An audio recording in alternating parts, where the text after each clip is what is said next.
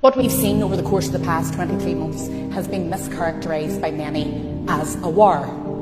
And it's not a war. It is a one-sided attack by an apartheid state.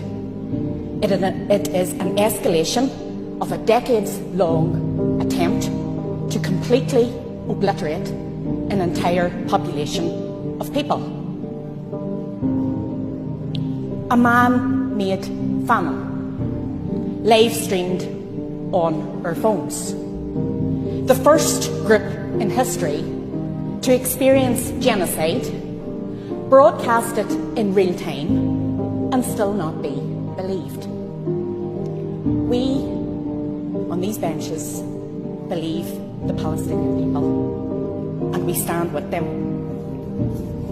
How much more suffering do you need to see before you will believe them? Before you will stand up against it? Where is your humanity?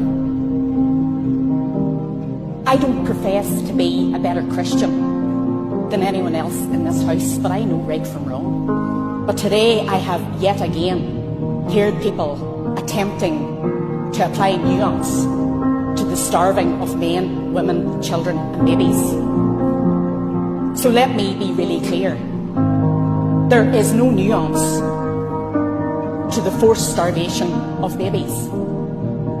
There is no context, there is no lecturing, there is no posturing that you can apply to that which will make it right.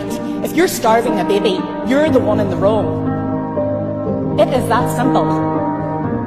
History will judge us all. So if your heart and your conscience isn't screaming at you now, if your moral compass isn't telling you right from wrong, think about how you will be reflected in history. Let that guide you.